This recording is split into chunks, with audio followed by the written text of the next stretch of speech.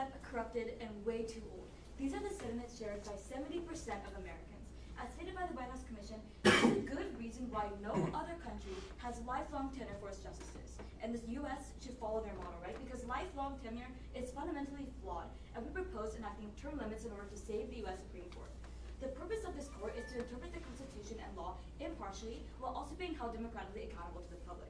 Right now, the U.S. Supreme Court is at its lowest. Approval rates have plummeted, decisions being made are out of touch with the current social-political environment, and the court is a setting for political games rather than like an actual court of law.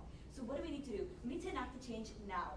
Why now? Because American society is more polarized than ever before. We have social media, we have this growing echo chamber. We need to create this change before it gets even worse and solve this change now.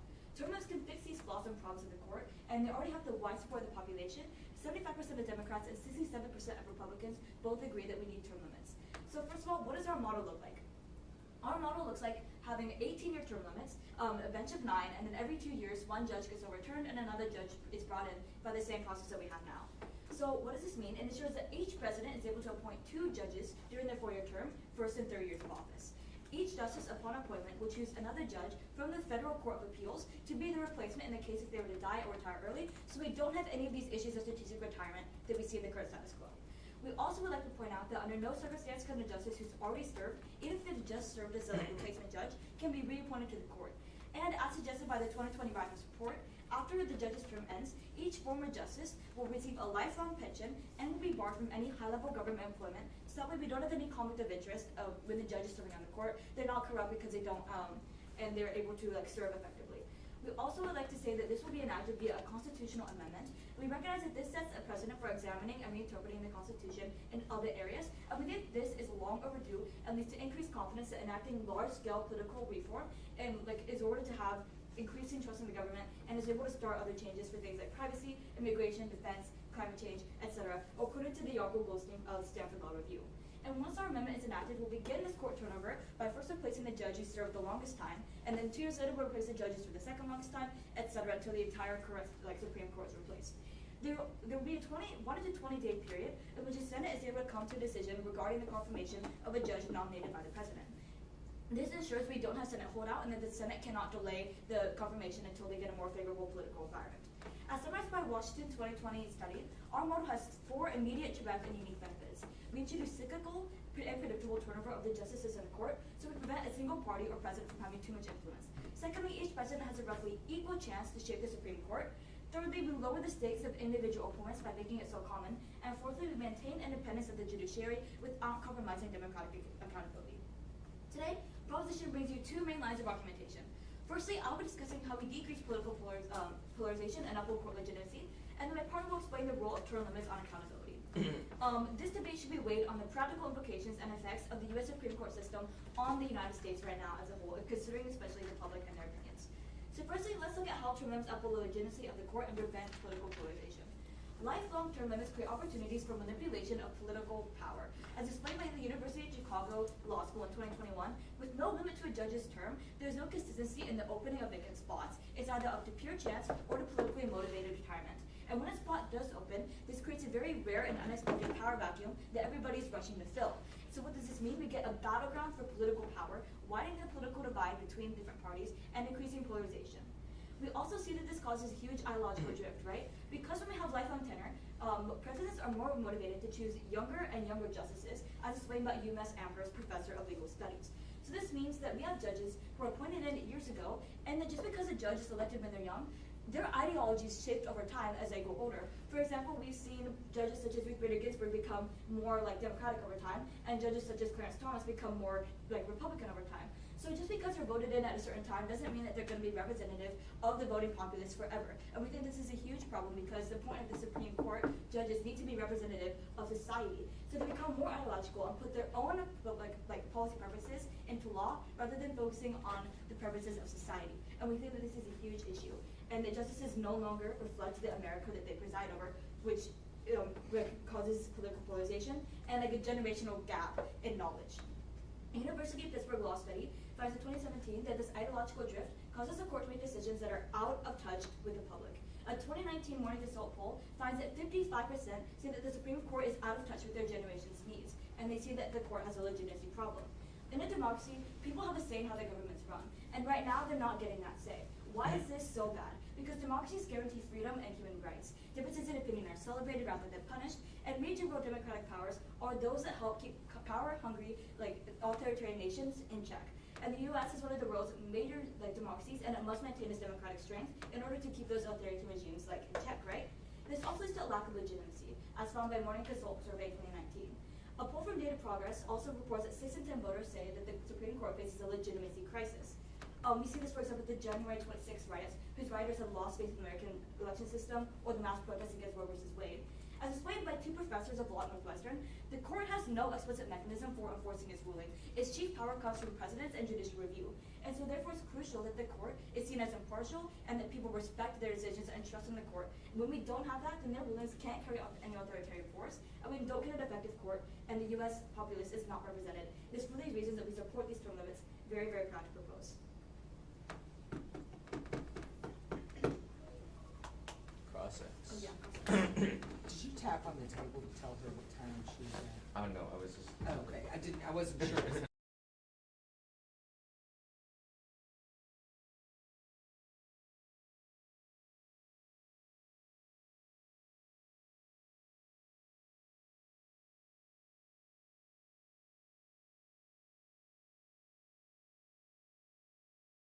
That you plan to implement these term limits into the Constitution.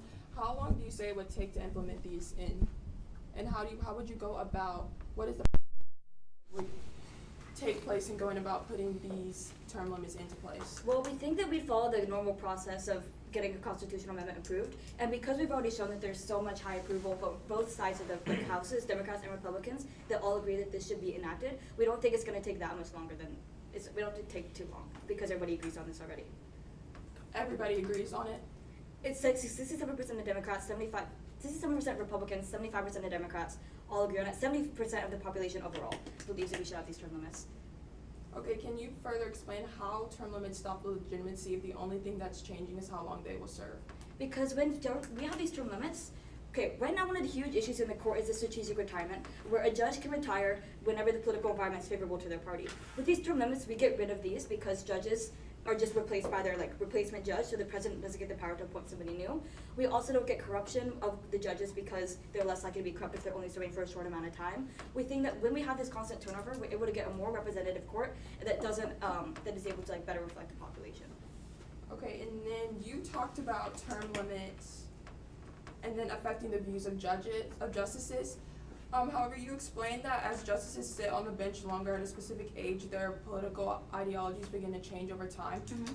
How does that then relate to how term limits are bad if their views are changing? You specifically talked about Ruth. How does her views changing over time talk about the legitimacy if her views are aligning with the ideas of the American society? Because the court sees the population sees the court as less legitimate when they make a decision that's very out of sync with what the rest of the population thinks. We saw this with Roe versus Wade, with Dobbs, for example. And so when we have these judges that have been in it for so long that they're no longer representing the people that they're meant to, then we see less representation. People are more upset and they feel like the court doesn't represent them, where they forget less legitimacy.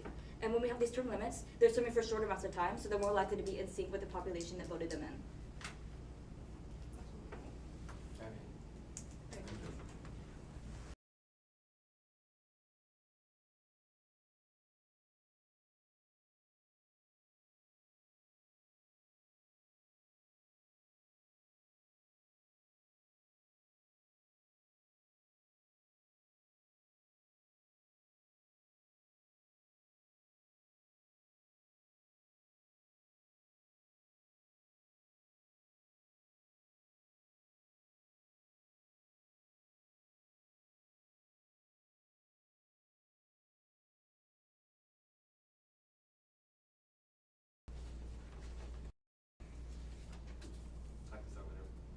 Whenever you're ready.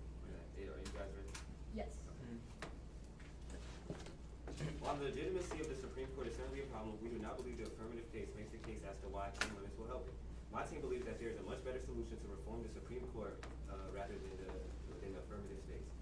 First, I will talk about how term limits will only introduce new harms, but won't solve all the harms currently existing. I will then explain why our team feels while term limits won't provide the solution software for the Supreme Court, but changing the selection process of the Supreme Court justices will. To begin, I would like to mention how a case such as Dobbs versus Jackson was an important ruling in regarding to show how the Supreme Court can make harmful decisions for the well-being of citizens. The reasoning for this is because there is a lack of representation in the court. Though I believe that to be true, I do not believe term limits would have prevented this. While representation is a problem in the Supreme Court, nothing about term limits suggests necessarily it will change. I believe this to be true because affirmative implies term limits will fix this. There is nothing term limits would have done to prevent this ruling. I say this because in the Dobbs v. Jackson case, according to Senate.gov or the United States Senate website, only 2 judges of the case would have been over the 18-year term mark. This shows that Dobbs was ruled on by a young Supreme Court and a harmful decision was still made. With term limits, the court will have younger justices, yes, but this does not mean the president will select people who will accurately represent the citizens of our country. I also don't believe there is sufficient enough evidence to show that having more people of any gender will necessarily mean an unharmful ruling would have been made as well. Amy Barrett is a woman and she voted to overturn it. Though the other 2 women on the court disagree with the ruling, there is not enough evidence to prove that this ruling was made because of lack of gender representation, but more of an argument of morals instead. I would argue that this was a politically charged decision by Barrett as well, and a point that I will expand on more later. The Dobbs ruling wasn't gender-based, as evidenced by Stephen Breyer, a male justice who at the time had been on the court for more than 18 years, and he voted against the woman. Breyer was capable of making a decision favored by the general public, though he had been on the court for a long time. And also, he wasn't a direct beneficiary of the decision either. It shows that Dobbs was a 6-3 vote, and 6 votes for the ruling were all Republican and 3 against were Democrats. 3 of the justices were put in office by Donald Trump, and this is why I believe it was a politically charged ruling rather than one of misrepresentation. Richard A. Ellis, a professor of politics, and wrote a book about debating reform, and he says fixed terms might decrease the intensity of politics that characterize the confirmation process, or it can make it worse. They would even out the chances for presidents to make nominations, a good thing, but they might also cause justices to feel more responsibility to the parties that put them in. The University of Chicago Center for Effective Government suggests instead of comparing term limits and non-term limited elected officials within the same system, several studies more directly estimate the net effects of term limits by studying what happens when state legislators implement term limits. For example, it has been estimated that state legislative term limits increase polarization between elected officials. This shows term limits don't only solve some harms, but can create new ones. Not only do we believe the harms mentioned will not be fixed by term limits, but there are more harms that will arise because of term limits as well. Our opponent did not prove that there will be no instability in the law. Reasoning behind this is backed by an article by Susanna Sherry, who is a Herman O. Lowenstein Chair in Vanderbilt Law School, and Christopher Sunby. They state that a Supreme Court that welcomes a new justice every year and turns over every 18 years could wreak havoc on doctrinal stability. With the frequent shift in values our citizens hold, with the complete turnover every 18 years, this will be the same. It is also noted in the same article that in regard to the Roe v. Wade decision, votes were drawn from binomial distribution and several simulations were run using 100,000 trials to test robustness. The results were nearly identical. And what did we find? Roe suffered whiplash. Posting moderately loyal justices with no difference to the precedent, Roe would have been overruled in 1987, reinstated in 2009, and overruled again in 2017. This shows instability in what could happen if we have term limits. Instability is not good for our Supreme Court or our country, as it will cause great instability. Another harm that will come about from term limits is that the appointed justice will feel even more of a need to please the president that appointed them.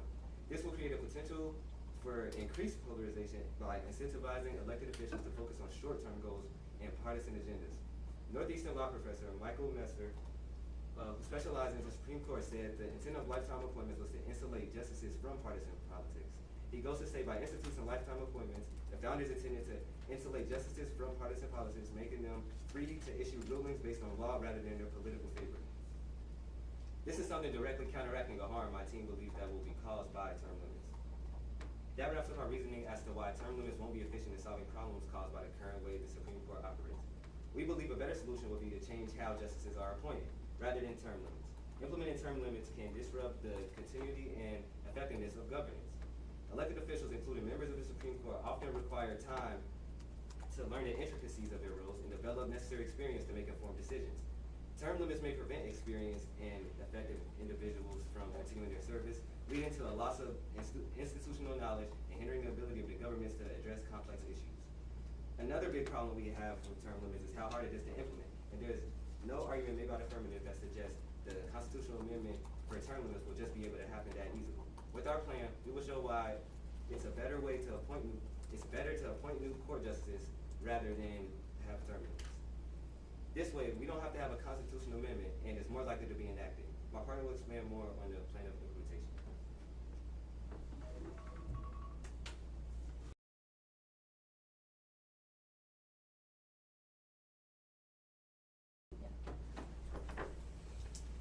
Are you ready?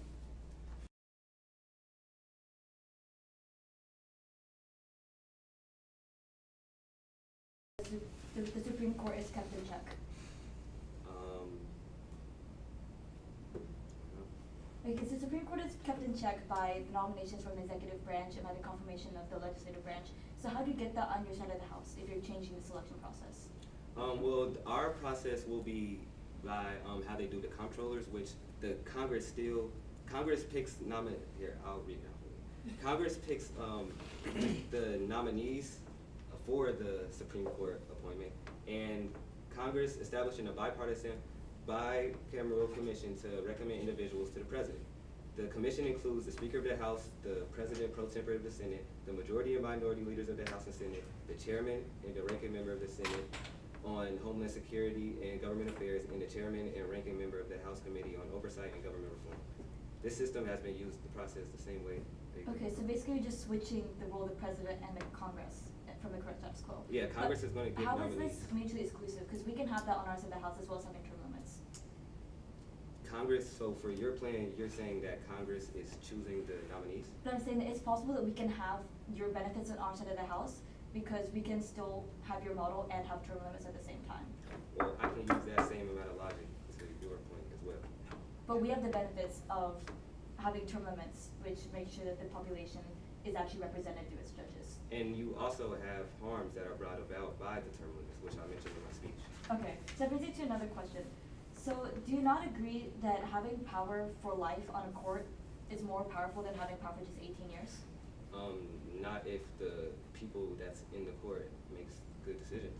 I guess that really depends on, the person that is nominated, which is why I don't believe term limits is good, because the president can put whoever they want in office rather than have a whole list of nominees and choose the best option.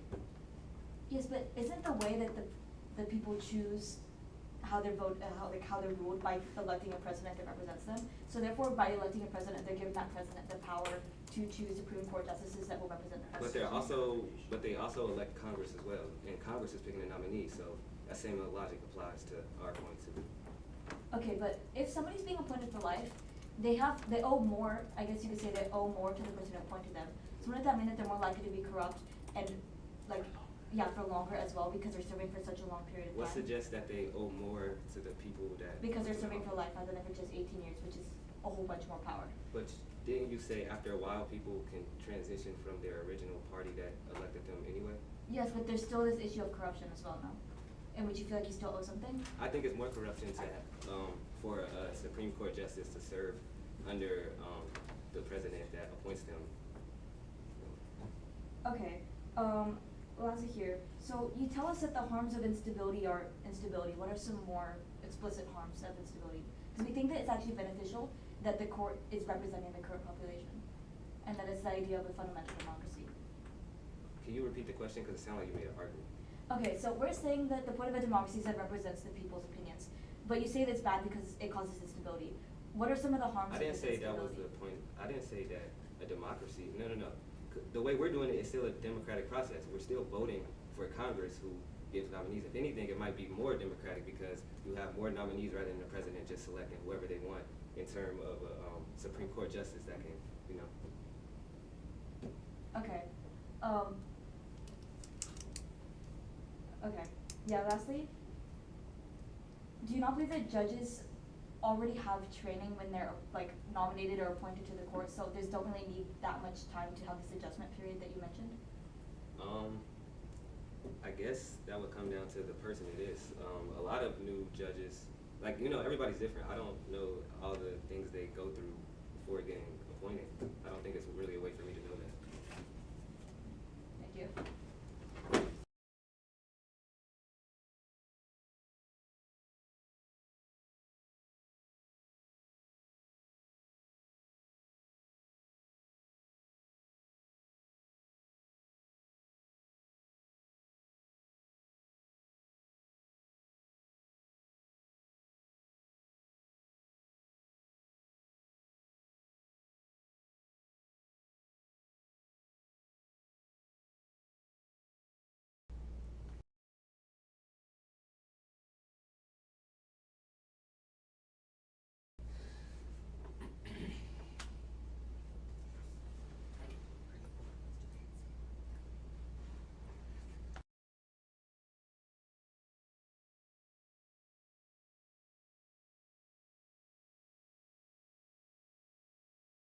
Debaters ready? Yeah, we're ready. All right.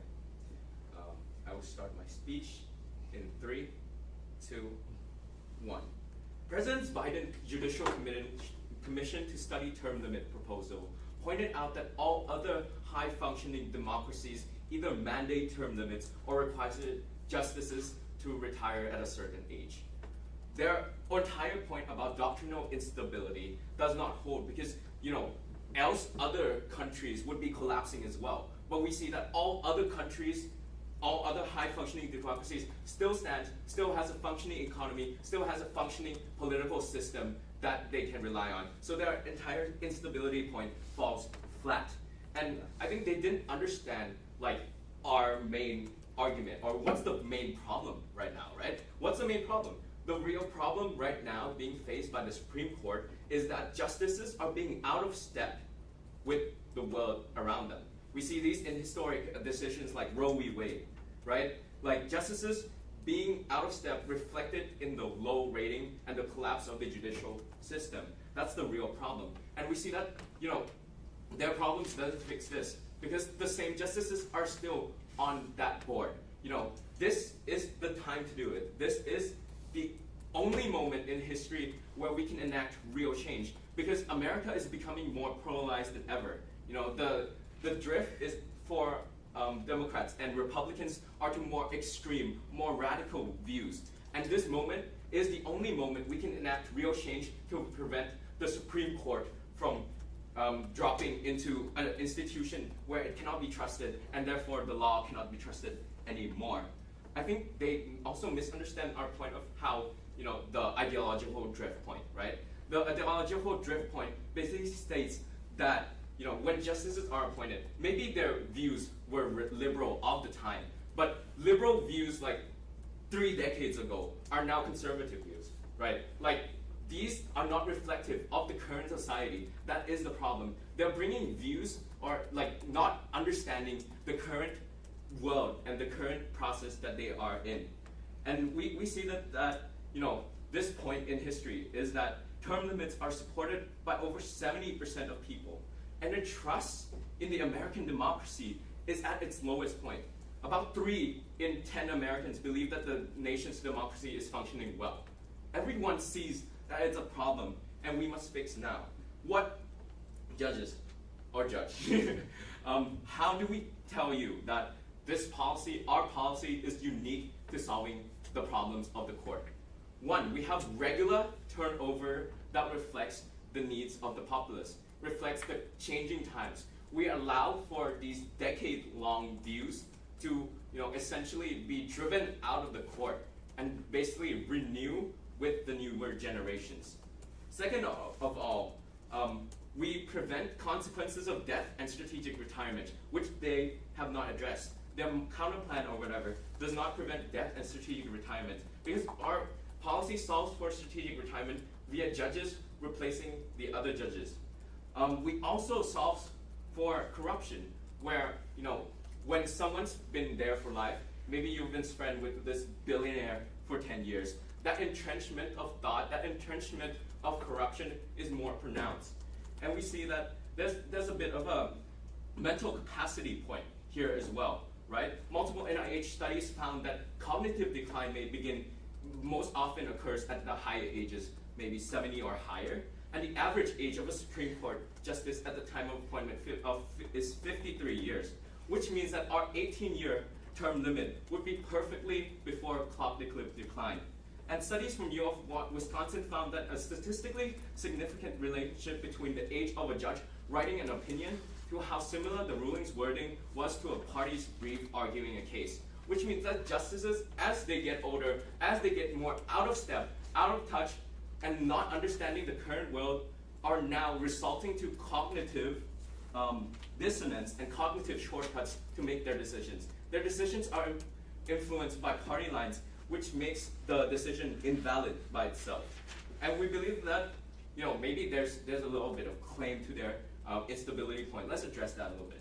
We believe that regular instability, when the instability is predictable itself, businesses can prepare for it. It's just like businesses preparing for an election, right? The outcome of the judges pretty much is determined by the election, where you can kind of predict where the country is going to go from the election themselves. Businesses are used to this, and so the instability is not really there, right? Because instability comes from elections themselves as well. And we think that there's a lot of cost to political corruption, where $2.6 trillion, or 5% of our global GDP, is lost to corruption around the world, right? And we solve this uniquely, once again, by giving judges pensions for life mentioned in our model. And we also solve for this with the allowing of judges to serve as senior justices or presides over lower courts. And so now our policy fixes the most important issues of all, where we win on the justices being out of step and the justices corrupting the mental capacity of judge themselves, and the changes and balances to the system. We think that their model is not mutually exclusive. We can claim those benefits. We can implement their model in our system, and it will make our system even stronger if we believe their points. And so we believe we win on all cases. Thank you.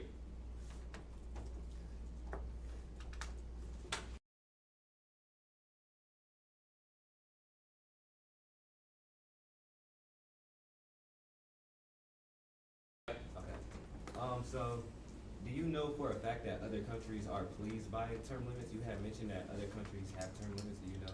All functioning democracies have term limits. What do you mean by functioning? What constitutes? Like high functioning democracies like Germany, France, Japan. Those who score highly in the democracy index. Okay.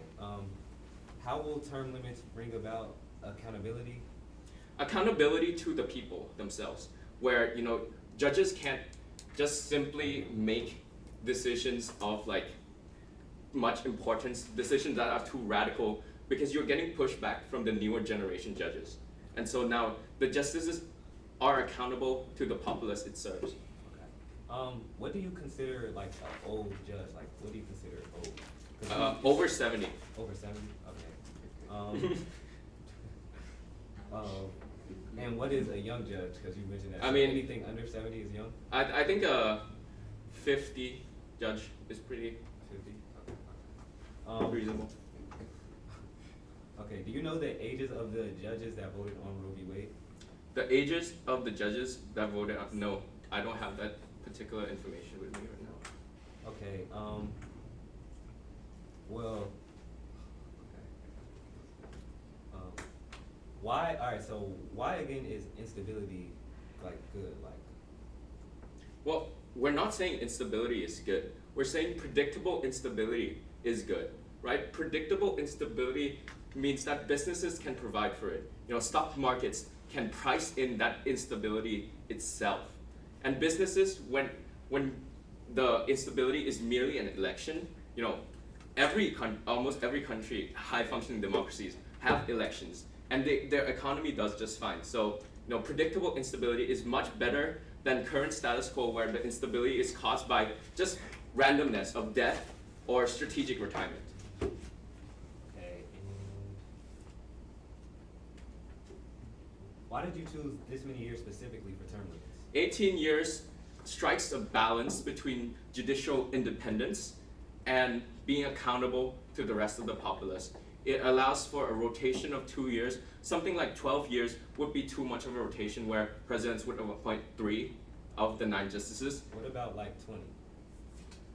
Well, 18 years would be like the year limit, and then it also builds into our mental capacity point. And then if you were to propose a 20, that's not much of a difference from ours. So we can still have those benefits, and Okay. I would argue that that is like against the spirit of the motion. Okay, what stops presidents from electing justices that will affirm their party's beliefs? Well, it's the Senate confirmation hearing, right? Like your entire counter plan doesn't change much because now you give the president just so many choices. And so for our side of the house, the Senate confirmation hearings allows the Senate to, try to stop the president. Okay, that's all. Thank you.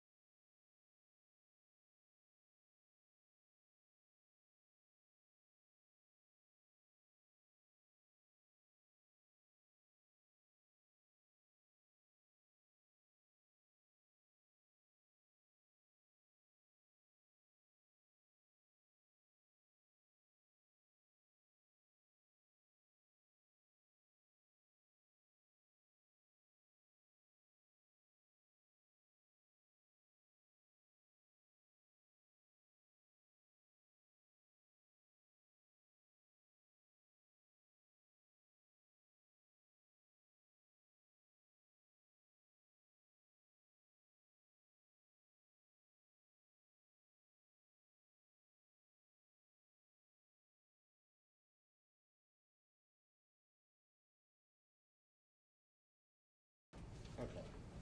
You got You ready? time? Are you timing? I'm not timing. I am.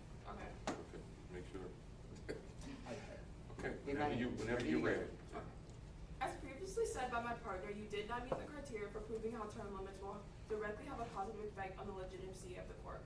Once again, restating that term limits won't provide solutions sought for the Supreme Court, but changing the selection process of Supreme Court justices will. While the idea of term limits may seem appealing on the surface, it is imperative to scrutinize its potential ramifications and consider whether it truly serves the interests of justices in democracy. Let us dive deeper into why this proposal falls short of its purported goals and may even jeopardize the very legitimacy it seeks to uphold. First and foremost, term limits undermine the principle of judicial independence, the cornerstone of our democratic society. Justices appointed for limited terms may feel beholden to political interests or seek to advance their personal agendas with the confines of their tenure. This could compromise the impartiality and the integrity of the court, eroding public trust in the ability to render fair and unbiased judgments. In an article written by Brandon Harsbrook, an associate professor of law and associate professor of law director at Francis Lewis Law Center, states that presidents typically appoint judges who share their policy goals and will protect the legislation they champion from judicial challenges. Franklin D. Roosevelt appointed judges to sustain the New Deal. Ronald Reagan appointed judges to limit the rights protected decisions of the Warren Court. Donald Trump sought to appoint Supreme Court justices with the express purpose of undermining Roe v. Wade. These judges do what they're appointed to do. Therefore, the idea present that even if we do implement term limits within the court system, how does this stop biases and corrupt political influences from happening when a big political factor of political influence is the president? Who is still be able to be part of the process as a whole, which will still hurt legitimacy, because the same issue is being previously outlined, that they elect the members who are presented before them. The lack of trust within these justices will be present on the bench no matter what. However, a more effective solution to being able to restore legitimacy within the court system would be following the process that is used when appointing the Comptroller General. The Comptroller General of the United States is a high-ranking accounting position responsible for managing accounting policy and serving as the head of the Government Accountability Office. The way that their appointment works is that the Congress establishing a bicameral commission to recommend individuals to the president. The commission includes the Speaker of the House, the President pro tempore of the Senate, the majority and minority leaders of the House and Senate, the chairman and ranking member of the Senate on the Senate Committee on Homeland Security and Governmental Affairs, and the chairman and ranking member of the House on Oversight and Government Reform. The system that is used during this process is a real way to implement a change in the legitimacy of the court. When 5 Republicans and 5 Democrats are able to each choose candidates to bring forward before the president the bias and the need to overcompensate for the political party of the president who placed you in that institution is eliminated. The idea is something that, like just a term limit by itself, isn't able to guarantee or be able to explain how it will fully be achieved. Specifically here in this case, term limits just begin to scratch the surface of the problem of legitimacy, but ultimately fall short because of the solution not being able to solve the one problem you claim it can fix, which is polarization. That's it.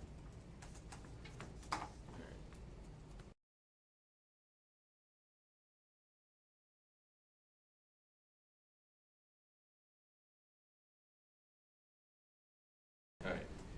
3, 2, 1.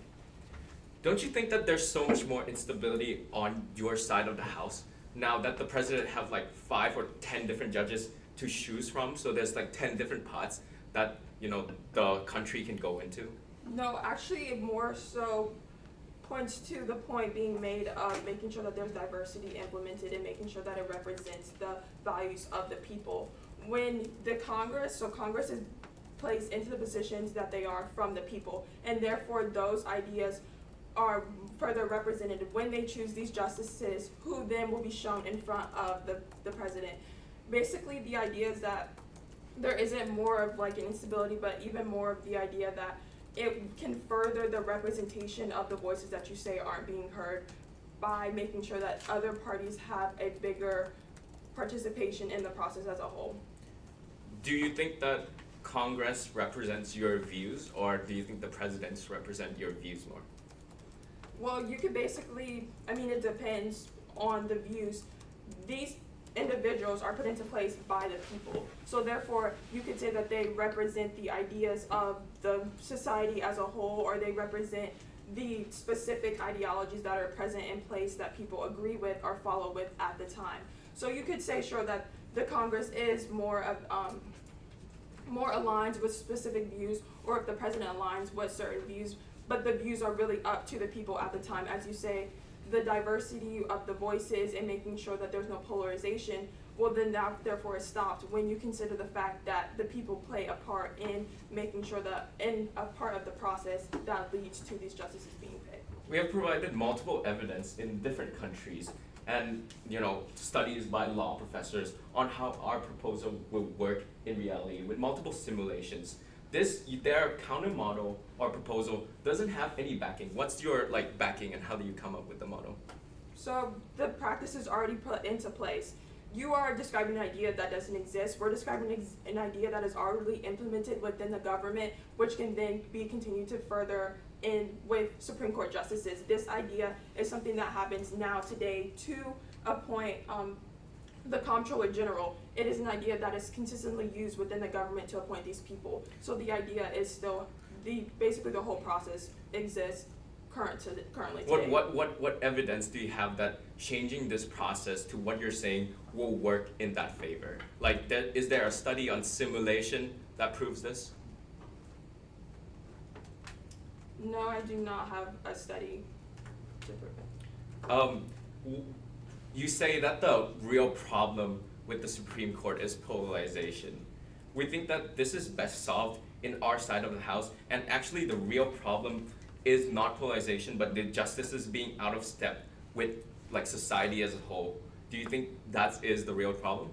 So I did not say that polarization was the overall problem. I said that was a problem that you said in your speech. When you're saying the overall problem is that term limits do not fix legitimacy within the courts.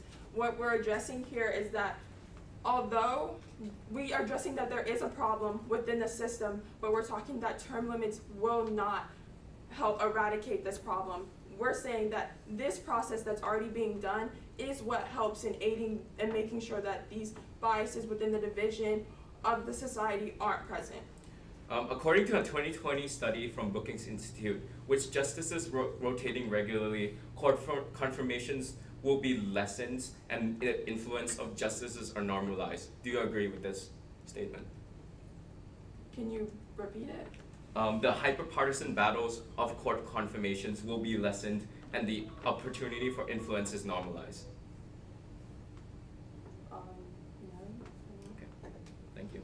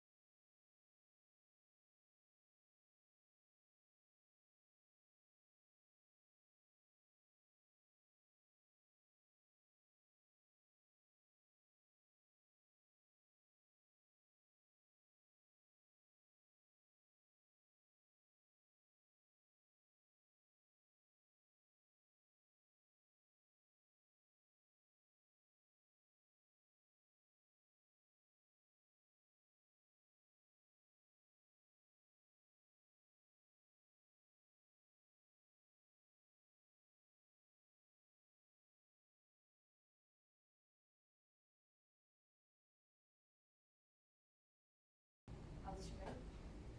Then I believe my time starts now. Right now in the status quo, the Supreme Court has three main issues. It is out of touch with the public, we have strategic retirement and Senate holdout, and is not accountable, and it has corruption. Now, today in this speech, I'm going to be proving how our model of term limits solves all three of these issues, where their model doesn't really have any effect. So first of all, let's get into their model.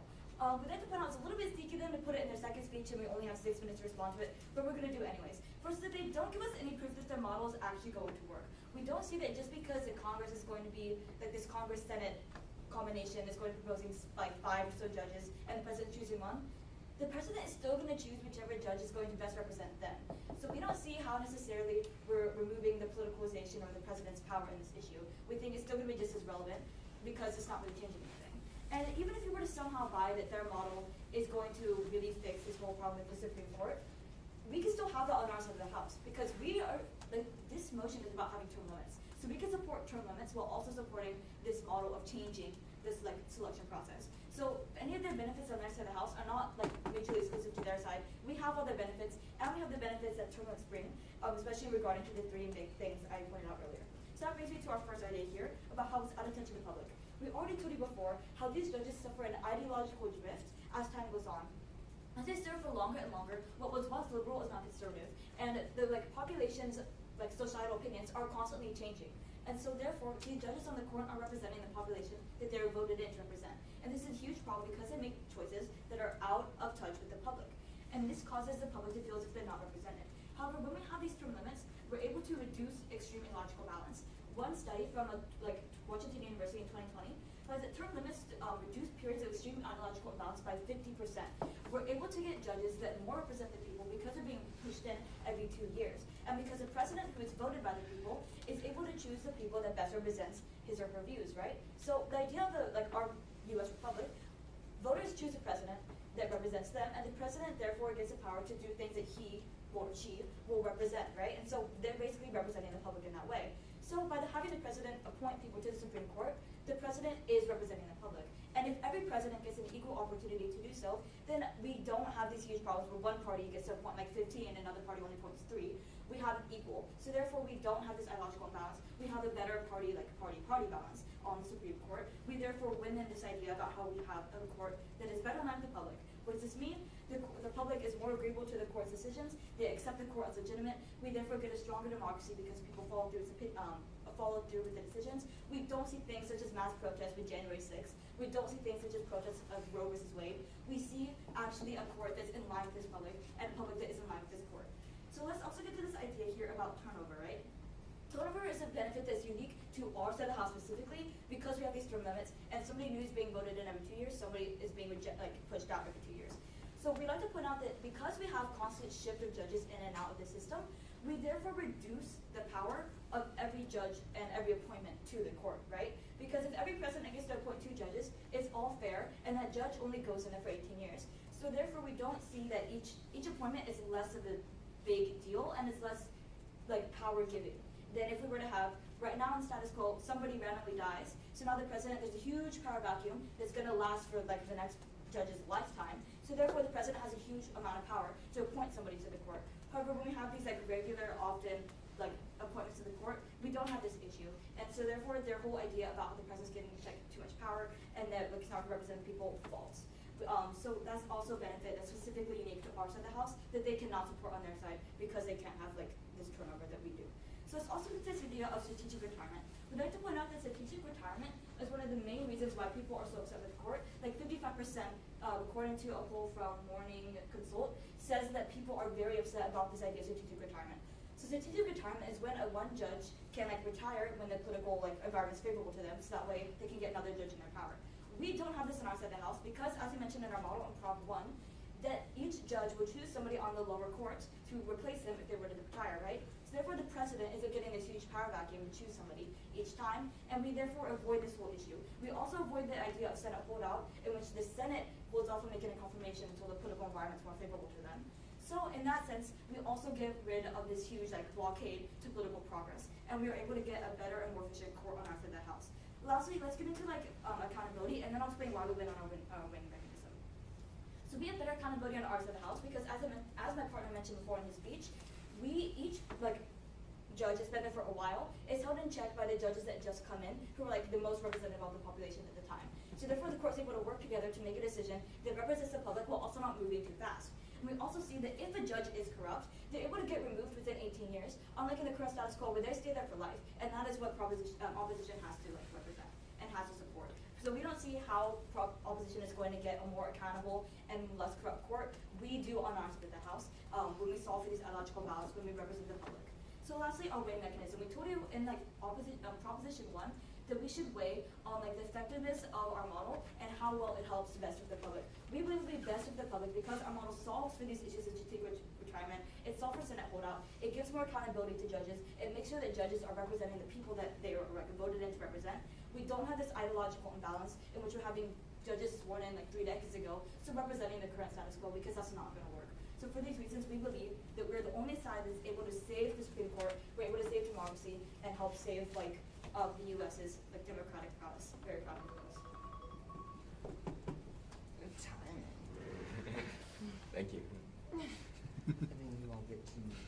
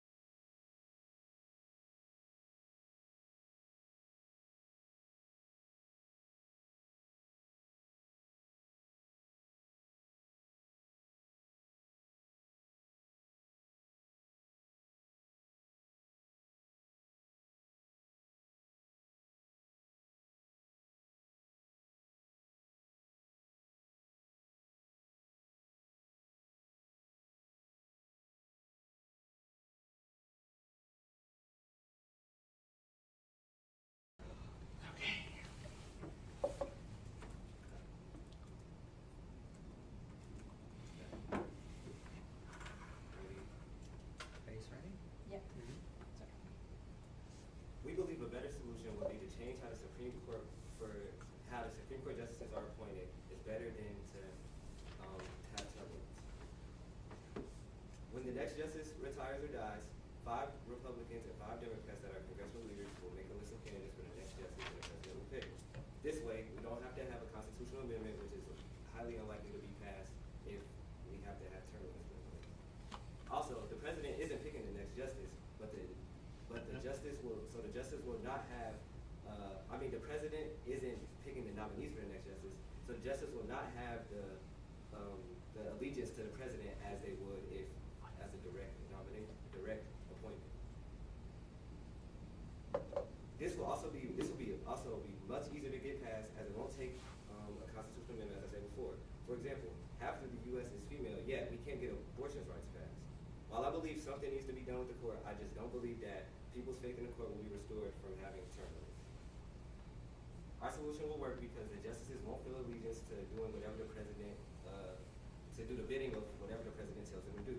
There is also a chance that the president can appoint a member from the opposite side, as at least it's a much more chance that there is for the opposing plan.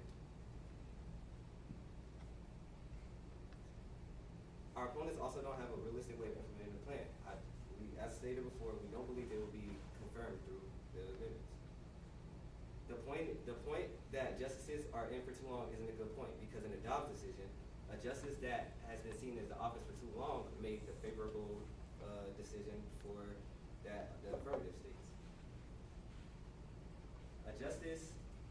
This justice was Stephen Breyer.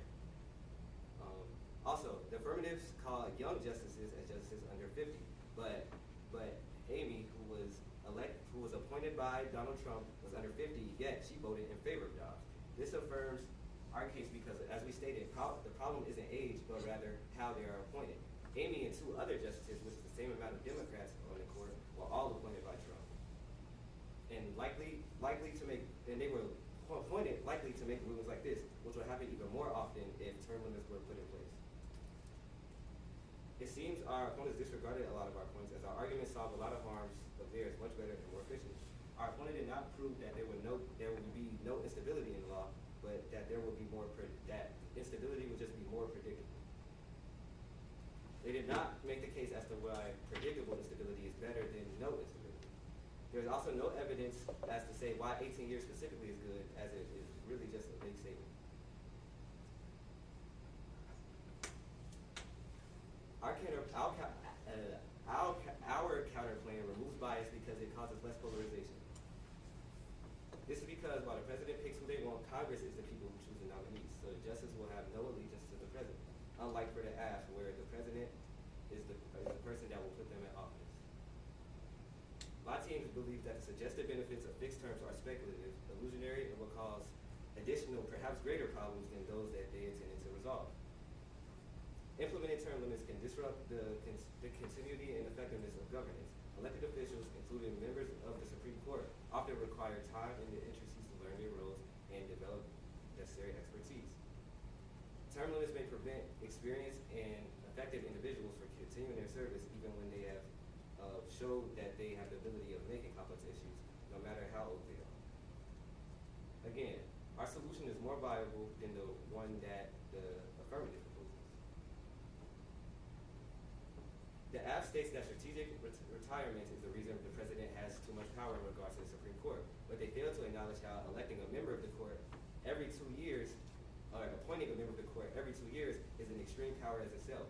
If a president serves 8 years and they appoint somebody every 2 years, that means that they will put 4 members of the court in by the time they're out, and that's more than half the court. This is much more power than the president will hold in contrast to our solution.